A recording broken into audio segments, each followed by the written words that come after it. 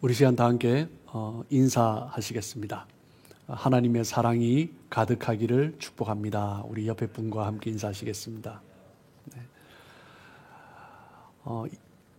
엘리야 선지자 당시 남유다와 북이스라엘로 나누어져 있었죠. 약 240년간 그렇게 나누어져 있는 동안 북이스라엘에 19명의 왕이 있었지만 모두 악한 왕들이었습니다.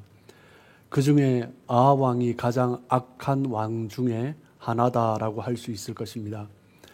다른 왕들은 하나님을 떠나 우상 숭배를 행하며 또한 많은 악을 행했지만 그 중에 특별히 아합 왕은 다른 왕들이 하지 않았던 하나님의 선지자들을 찾아 잡아 죽이는 그 악을 또 행했던 것입니다. 아합이 이세벨의 말을 듣고 그렇게 행했던 거죠. 하나님의 은혜로 말미암아 일부 선지자들이 살아남았지만 그들의 삶은 겨우겨우 살아가는 수준이었던 것입니다. 바로 그 시대에 하나님의 사람, 하나님의 선지자 엘리야가 나타나 아합에게 선포하는 거죠. 우리가 함께 나누었던 말씀입니다. 열왕기상 17장 1절 말씀에 보시면 아합에게 엘리야가 가서 말합니다.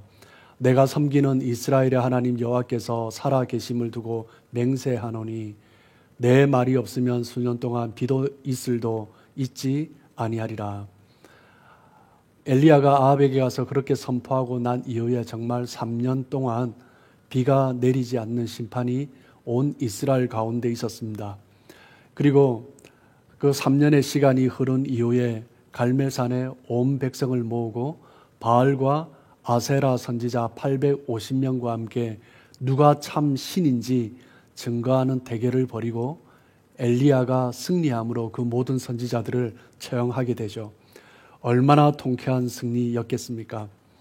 그리고 엘리야는 갈멜산으로 올라가서 3년 반 동안 기근으로 말미암아 메말라 있는 이스라엘 땅에 비가 오기를 하나님 앞에 기도하며 구합니다. 열왕기상 18장 45절입니다. 조금 후에 구름과 바람이 일어나서 하늘이 캄캄해지며 큰 비가 내리는지라. 메말랐던 땅에 온 이스라엘 땅에 비가 내렸을 때 얼마나 기뻤겠습니까? 그 기쁨을 가지고 엘리야는 빗속을 달려가는 모습을 볼 수 있습니다. 열왕기상 18장 46절입니다. 여호와의 능력이 엘리야에게 임하매 그가 허리를 동이고 이스라엘로 들어가는 곳까지 아합 앞에서 달려갔더라. 갈멜산에서 이스라엘까지 약 25km 정도의 거리죠. 그 거리를 엘리야가 너무나 기쁜 나머지 달려가고 있습니다. 그 달려가는 그 모습, 가슴 가운데 승리에 벅찬 그 모습으로 기쁨으로 달려갔을 것입니다. 그러면서 속으로 외쳤겠죠. 이제 끝났다. 이제 승리했다. 바알과 아세라 선지자와 싸워 이겼기 때문에 이제 하나님의 선지자, 하나님의 역사가 다시 이스라엘 땅 가운데 가득하게 될 것이다 라고 생각하면서 엘리야는 기쁨을 가지고 벅찬 가슴을 가지고 달려갔을 것입니다. 얼마나 기분이 좋았는지 빗속을 달려갔습니다. 아합이 마차를 타고 가고 있는데 그 마차를 앞질러서 그 앞을 달려가고 있는 거죠. 마차를 타고 가고 있는 아합의 모습은 어땠겠습니까? 마차를 열심히 타고 달려가고 있는데 엘리야가 달려오는 것입니다. 달려오는데 마차를 앞질러 가는 거죠. 그 마차를 타고 가고 있는 아합의 모습. 엘리야는 승리에 차서 달려가고 마차를 타고 달려가는 아합. 누가 승리자이고 누가 패배자인지 정말 잘 보여주고 있는 것 같습니다. 확연히 드러나고 있는 거죠. 그런데 아합이 이스라엘 왕궁에 들어가서 이세벨을 만남으로 말미암아 갑자기 분위기가 달라집니다. 아합이 이세벨에게 갈멜산에서 있었던 일들을 모두 말을 합니다. 왕인 아합이 부인 이세벨에게 보고한다는 것 자체가 이상할지 모르겠지만 실제 주변을 보면 그런 경우가 참 많은 것 같습니다. 많은 분들이 아내에게 보고를 합니다. 그리고 이제 결제를 받는 모습을 참 많이 봐요.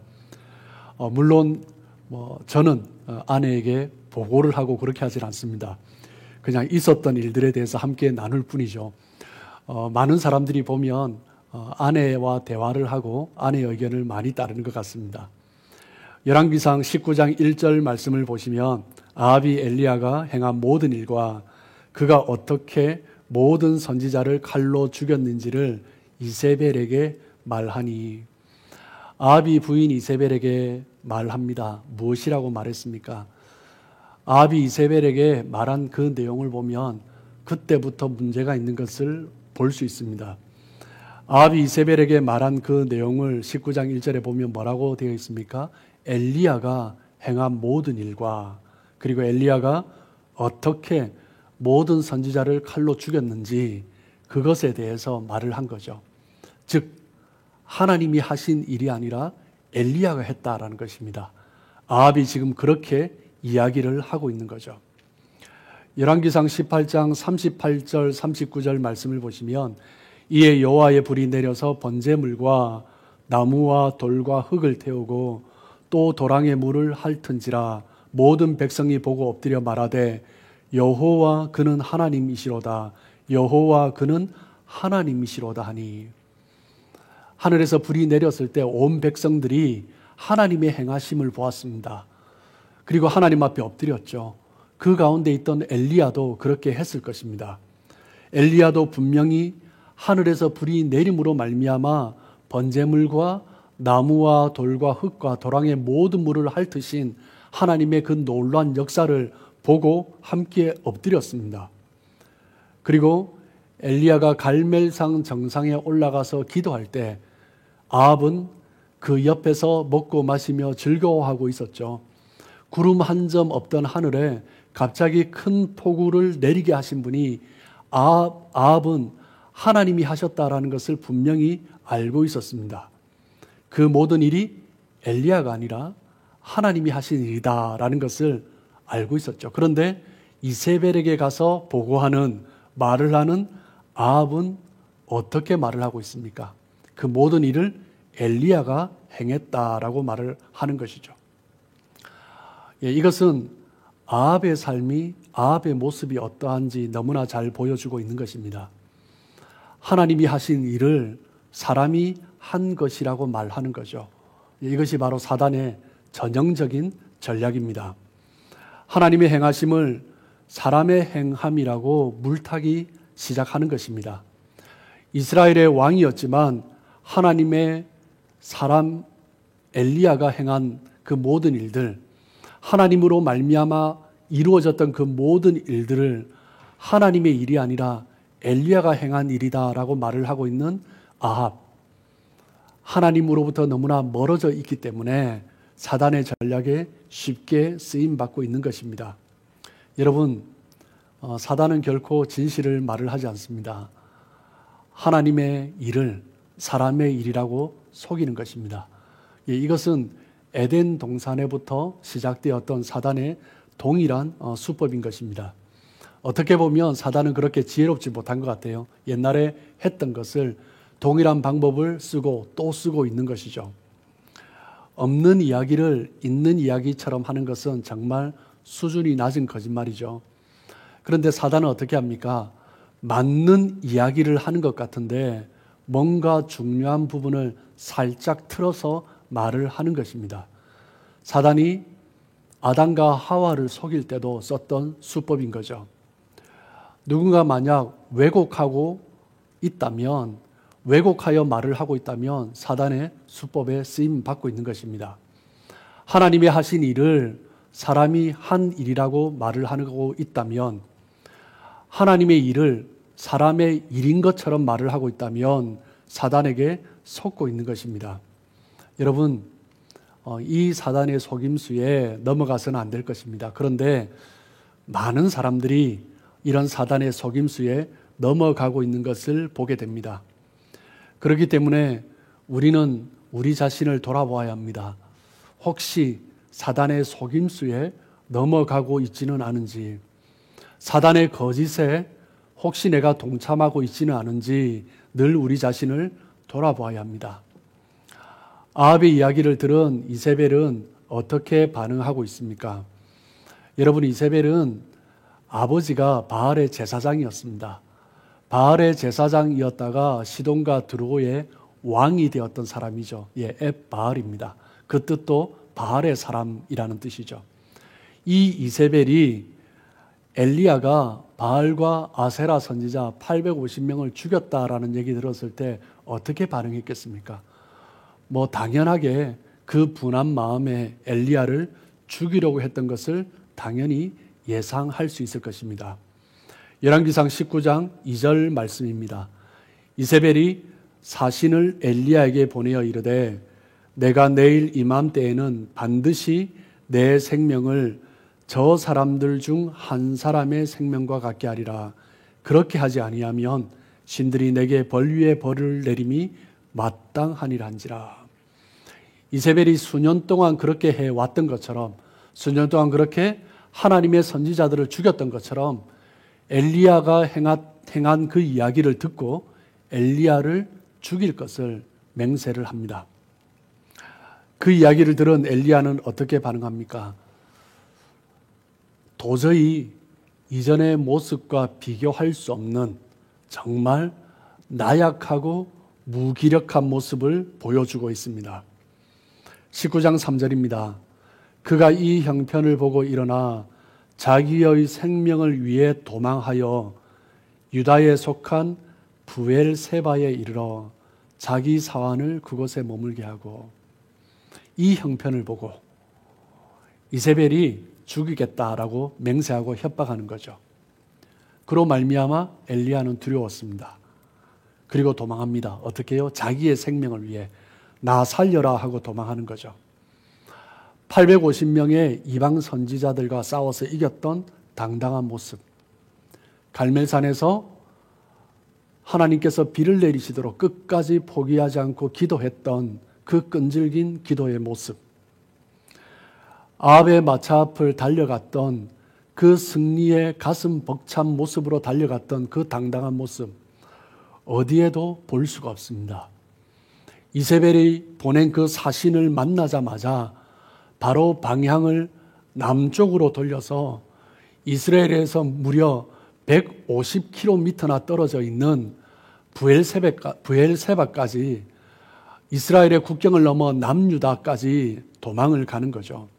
여러분, 이스라엘 통일 왕국을 이야기를 할 때 단에서부터 부엘세바까지라고 이야기를 합니다. 단에서부터 부엘세바까지의 의미는 온 이스라엘 지경을 말을 하는 거죠. 단은 북이스라엘의 최북단 헐몬산이 있는 곳이죠. 그리고 부엘세바는 남유다의 최남단 네게베 사막이 시작되는 그곳, 그곳이 바로 부엘세바입니다. 즉 지금 엘리야가 도망하고 있는 것은 국경을 넘어 남유다로 단순히 넘어간 것이 아니라 남유다의 최남단까지 도망간 것입니다. 바로 조금 전까지 25km를 빗속을 뚫고 달리면서 갈멜산에서 이스라엘로 향했던 그 엘리야 선지자가 이세벨의 협박으로 말미암아 바로 방향을 남쪽으로 틀어서 무려 150km를 넘는 그 거리를 허겁지겁 나 살려라 하고 도망을 하고 있는 것입니다. 정말 이해되지 않는 무기력한 모습, 나약한 모습, 그 모습을 보여주고 있습니다. 여러분, 어떻게 엘리야가 이럴 수 있습니까? 엘리야는 사환을 부엘세바에 머물게 하고 자기 자신은 사막으로, 그 깊은 사막으로 더 들어갑니다. 열왕기상 19장 4절 말씀을 보시면 자기 자신은 광야로 들어가 하룻길쯤 가서 한 로뎀나무 아래에 앉아서 자기가 죽기를 원하여 이르되 여호와여 넉넉하오니 지금 내 생명을 거두시옵소서. 나는 내 조상들보다 낫지 못하니이다 하고, 하룻길을 가야 할 만큼 엘리야는 지금 더 깊은 광야로 들어가고 있습니다. 그리고 광야에 들어가서 로뎀나무 아래에 주저앉아서 하나님 앞에 단식하고 있는 거죠. 죽기를 구하면서 여호와여 넉넉하오니 이제 충분하오니 나를 거두어 가 주십시오. 나는 내 조상들보다 낫지 못합니다. 완전히 무너져 버리고 무력해져 버린, 그렇게 기세등등하고 당당했던 사람이 어떻게 이렇게 나약해질 수 있습니까? 여러분, 우리도 신앙생활을 하면서 영적인 기쁨을 맛볼 때가 있습니다. 영적인 승리를 경험할 때가 있죠. 그런데 때로는 갑자기 좌절하고 낙담하고 무기력하게 나약한 모습을 보일 수가 있다라는 것입니다. 누구나 그 좌절에 빠질 수 있는 거죠. 그런데 엘리야의 경우에처럼 이 좌절이 얼마나 위험한 위기가 될 수 있는가, 우리는 그것을 볼 수 있습니다. 이 좌절이 나쁜 것은 너무나 갑자기 온다라는 것입니다. 예측할 수 없는 순간에 너무나 갑자기 엘리야는 무기력하게 나약하게 그렇게 도망을 치고 있는 거죠. 자기 자신 스스로를 바라볼 때도 너무나 혼란스러운 것입니다. 자기의 신앙의 모습을 돌아볼 때 내가 정말 신앙인이 맞는가, 하나님의 사람이 맞는가 혼란에 빠질 수밖에 없는 거죠. 그리고 뿐만 아니라 주변 사람들을 실망시키고 당황시킵니다. 이때까지 보여주었던 모습과는 완전히 다른 모습을 보여주기 때문에 주변 사람들도 어야야하면서 정말 저 사람이 신앙이 있는 사람이었나 라고 생각하며 불신하게 만드는 거죠. 그리고 이런 좌절이 나쁜 것은 무엇이냐면 그동안 쌓아왔던 신앙의 연륜들, 신앙의 경험들, 신앙의 노력들을 완전히 헛된 것들로 만들어 버린다라는 것입니다. 옛 습관을 끊고 새로운 피조물로 하나님 앞에 결단하면서 살아가겠다라고 그렇게 노력했는데 죄와 싸우고 정말 자기 자신을 쳐서 복종하며 그렇게 살아왔는데 어느 날 갑자기 좌절하는 것입니다. 새벽 기도도 드리고 성경 공부도 하고 큐티도 하고 교회 모임도 열심히 참석했는데 열심히 신앙생활 하려고 노력을 했는데 열심히 살아보려고 노력했는데 자기 자신의 신앙이 자라가는 모습을 보면서 자기 자신도 뿌듯해하고 다른 사람들에게도 많은 도전을 주면서 그렇게 살아왔는데 어느 날 갑자기 무기력한 모습을 보이며 나약한 모습으로, 아니 때로는 보이지도 않는 그렇게 옛날의 모습으로, 옛날의 터전으로 돌아가 버리는 사람을 볼 때가 있습니다. 그럴 때 얼마나 안타까운지 옆에서 보면 정말 안타깝고 함께 화가 날 정도로 가슴 아프고 힘들 때가 있습니다. 그렇다면 그렇게 열심히 신앙생활 했던 사람들이 왜 이렇게 좌절하게 될까요? 많은 사람들이 말을 하기를 환경이 막혀서 그렇다라는 것입니다. 반대하는 사람 때문에 그렇다라는 거죠. 잘못 행하고 있는 사람들 때문에 나의 길이 막혀서 좌절한다라고 생각합니다. 그러나 여러분, 그렇지 않습니다. 더 어렵고 힘든 일도 헤쳐나갔던 사람이 어느 날 갑자기 이전의 일들과 비교했을 때 큰 것도 아닌 문제 때문에, 환경의 문제가 아니라 큰 것도 아닌 것 때문에 막혀서 그렇게 좌절하는 것은 자기 자신의 문제인 거죠. 자기 자신이 지쳤기 때문입니다. 어떻게 보면 지쳤다라는 표현이 아닐 수도 있습니다. 무엇 때문이냐면 지쳤다라는 것은 나에게 힘이 있었다라는 거죠. 그 힘이 빠질 때 우리는 지쳤다라고 표현합니다. 그런데 사실 인간의 영적인 힘은 자기 스스로의 것이 아니기 때문입니다. 우리 인간은 스스로 가지고 있는 영적 힘이 없습니다. 우리 인간은 스스로 영적 힘을 가질 수 있는 존재가 아닙니다. 우리는 끊임없이 영적인 힘을 공급받아야 하는 존재들입니다. 여러분, 우리가 휴대폰을 쓰고 나면 다시 충전기에 꽂아야 되지 않습니까? 쓰면 금방 소진하게 되죠. 쓰고 나면 다시 충전기에 꽂아야 합니다. 플러그인 해야 되는 거죠. 그렇게 하지 않으면 다시 힘을 낼 수가 없습니다. 우리는 그런 존재들이다라는 것입니다. 엘리야가 바알과 아세라 선지자들과 싸워 이긴 것은 자신의 힘으로 한 것이 아닙니다. 하나님께 엎드려 기도했기 때문이죠. 하나님께 구했기 때문입니다. 3년 반의 가뭄 가운데 하늘에서 비가 내린 것은 엘리야의 능력이 아닙니다. 엘리야가 하나님 앞에 기도했기 때문에, 무릎 꿇고 기도했기 때문에 하나님께서 내려주신 거죠. 엘리야가 아합의 마차를 앞서 빗속을 뚫고 달린 것은 자기 힘으로 달린 것이 아닙니다. 하나님의 능력 때문이죠. 열왕기상 18장 46절에 보면 여호와의 능력이 엘리야에게 임함에 그가 허리를 동이고 이스라엘로 들어가는 곳까지 아합 앞에서 달려갔더라. 하나님의 능력이 임했기 때문입니다. 하나님의 능력이 임했을 때 우리는 하나님 앞에 쓰임 받을 수 있는 거죠. 그런데 이세벨의 이 교모한 거짓 공격에 엘리야는 그만 그 힘을 잃어버리는 거죠. 그 힘이 어떤 힘입니까? 하나님의 힘입니다. 하나님께 꽂혀 있어야 하는데, 하나님 앞에 플러그인 되어야 하는데 그 능력의 플러그를 뽑아버린 것입니다.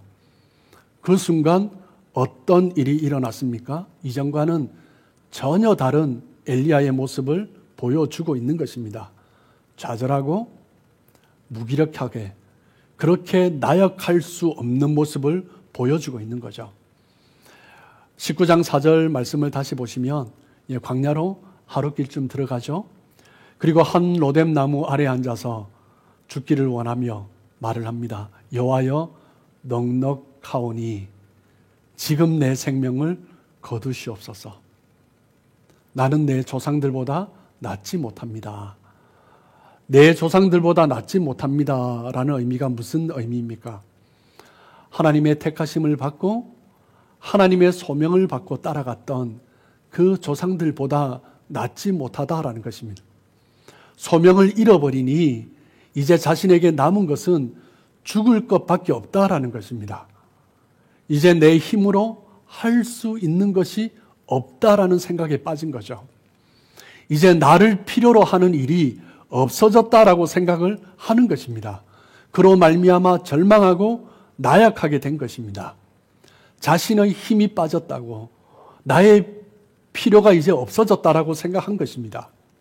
여러분, 우리가 신앙생활 하면서 누구나 인생을 사는 동안 한 번쯤 이런 일들을, 이런 마음을 겪을 수 있습니다. 엘리야는 이제 자신을 통해 이스라엘 백성들이 하나님의 백성들이 되는, 하나님의 백성으로 회복되는 그 소망을 포기해버린 것입니다. 이스라엘 백성들을 향하여서 하나님께서 부르신 그 부르심에 대한 소명을 포기해버린 것입니다. 왜 엘리야가 이렇게 갑자기 무기력하게 되었습니까? 그 이유는 먼저 자신의 삶의 목적이 변질되었기 때문입니다. 엘리야가 바알과 아세라 선지자들과 싸웠을 때 그 목적이 무엇인지 분명하게 말을 하고 있습니다. 열왕기상 18장 21절입니다. 엘리야가 모든 백성에게 가까이 나아가 이르되 너희가 어느 때까지 둘 사이에서 머뭇하려느냐. 여호와가 만일 하나님이면 그를 따르고 바알이 만일 하나님이면 그를 따를지니라. 엘리야가 이스라엘 백성들을 갈멜산에 모은 이유는 무엇입니까? 하나님을 따라야 한다는 것입니다. 우리는 하나님의 백성이기 때문에 하나님을 따르는 것이 우리의 삶의 목적이어야 한다는 거죠. 엘리야는 그것을 선포한 것입니다. 엘리야가 이스라엘 땅 가운데 기근을 선포한 것도 하나님의 백성들이 하나님을 따르지 않기 때문에, 그 땅 가운데 하나님과의 관계가 끊어졌기 때문에 하나님께로 향한 그 능력의 근원을 뽑아버렸기 때문에 하늘에서 내리는 하나님의 그 축복의 단비가 끊어졌던 것입니다. 이스라엘 백성들이 하나님을 따르지 않았기 때문에 기근이 시작된 거죠. 바알과 아세라 선지자들과 싸우면서도 비가 오기를 기도하면서 어느 순간부터 엘리야의 삶의 목적이 하나님을 섬기고 하나님을 따르는 것이 아니라 그 선지자들과 싸워 이기는 것, 가뭄 가운데 비가 오게 하는 것, 그것이 목적이 되어버린 것입니다. 엘리야의 삶의 목적이 하나님의 뜻을 따르고 하나님을 섬기는 것, 하나님을 높이는 것에서 싸워 이기는 것, 필요를 주시는 것, 내가 사역했을 때 하나님이 이루어 주시는 그 성취감을 누리는 것, 그것으로 엘리야의 삶의 목적이 변질되어 버린 것입니다. 하나님이 아니라 다른 것이 목적이 된 것입니다. 하나님이 아니라 하나님이 주시는 것이 목적이 되어버린 것입니다. 하나님과 함께 하기 위해서 열심히 기도하고 하나님의 나라를 위해서 열심히 사역하다 어느 순간부터 무언가를 이루는 것, 성취하는 것, 그것이 목적이 되어버린 것입니다. 엘리야의 선지자로서의 목적이 변질되어 버린 거죠. 여러분, 우리가 신앙생활하는 목적은 하나님이십니다. 하나님 외에 다른 어떤 것도 우리의 신앙의 목적이 될 수 없습니다. 교회가 부흥하는 것 너무나 중요한 것입니다. 선교하는 것 너무나 중요한 것입니다. 교회가 영적인 싸움을 하는 것 너무나 중요한 거죠. 불신자에게 전도하는 것, 믿지 아니하는 가족을 인도하는 것 너무나 중요한 것입니다.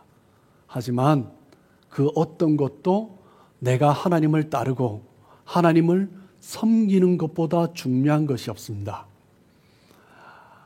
하나님을 따르고 섬기는 것보다 하나님의 그 말씀에 순종하는 것보다 다른 것이 목적이 되어버리면, 다른 어떤 것을 성취하는 것이 목적이 되어버리면 우리 인간은 금세 좌절하고 무기력해질 수밖에 없는 것입니다.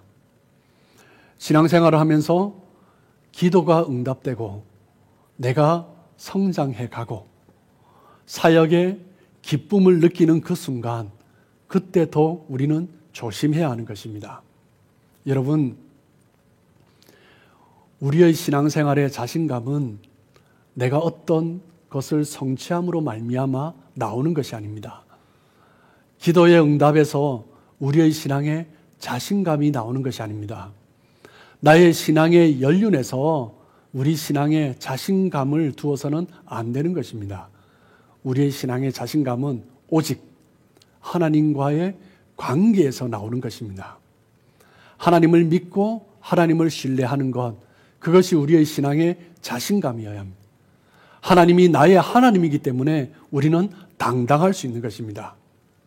그렇지 않으면 몇 번의 신앙적인 성공을 거둔 이후에 곧 좌절하고 무기력하고 나약해질 수밖에 없는 것입니다. 그렇게 되면 자기 자신도 당황하고 옆에 다른 사람도 당황할 수밖에 없는 그런 상황이 되는 거죠. 여러분, 엘리야가 그렇게 무기력한 모습을 보인 것은 무엇 때문입니까? 그 삶의 목적이 사역이 되어버렸기 때문입니다. 그 사역의 성취감으로 인하여서 누리고 싶었던 거죠. 여러분, 사역의 성취를 경험하다 보면 자신감을 가지게 됩니다. 그 자신감이 자신이 이룬 성취에 근거를 두게 될 때 우리는 곧 좌절하고 나약해질 수밖에 없는, 무기력해질 수밖에 없는 존재가 되는 것입니다. 내가 무언가를 성취했을 때 우리는 그때 더욱 조심해야 됩니다. 사도 바울은 말을 합니다. 고린도전서 10장 12절입니다. 그런즉 선줄로 생각하는 자는 넘어질까 조심하라. 내가 서 있다고 생각했을 때, 내가 무언가를 이루고 있다고 생각했을 때, 내가 말씀 가운데 잘 서 있다라고 생각했을 때, 내가 신앙에 정말 모범된 모습을 보이고 있다라고 생각하기 시작할 때 그때 넘어지기 쉬운 것입니다. 우리는 스스로 설 수 없는 자들입니다. 우리는 영적인 힘을 스스로 가지고 스스로의 힘으로 말미암아 살아갈 수 있는 존재들이 아닙니다. 예수님도 말씀하시죠. 요한복음 15장 5절입니다. 나는 포도나무요 너희는 가지라. 그가 내 안에 내가 그 안에 거하면 사람이 열매를 많이 맺나니 나를 떠나서는 너희가 아무것도 할 수 없습니다. 우리가 주님을 떠나서는 아무것도 할 수 없다라고 말씀하십니다. 우리의 힘의 근원은, 우리의 영적인 자신감의 근원은 주님이십니다. 우리가 이방의 선지자들 앞에서도 믿지 아니하는 사람들 앞에서도 당당할 수 있는 것은 하나님 때문입니다. 내가 무엇을 이루었기 때문이 아니라 하나님이 나의 하나님이기 때문에 우리는 당당한 것입니다. 여러분, 우리는 주님을 떠나서는 아무것도 할 수 없는 존재들입니다. 그렇기 때문에 우리는 끊임없이 주님께 붙어 있어야 합니다. 우리의 영적인 능력이 주님으로부터 나오고 있는지, 나의 영적인 플러그가 주님께 꽂혀 있는지, 플러그인 되어 있는지 다시 확인하고 확인해야 하는 것입니다. 그때 우리의 신앙이 당당할 수 있고 우리의 신앙의 모습이 역동적인 야성이 있는 신앙의 모습이 되는 것입니다. 오직 주님 안에 거하심으로 주님이 주시는 영적인 자신감으로 승리하시며 살아가시는 저와 여러분의 삶 되시길 주님의 이름으로 축복합니다.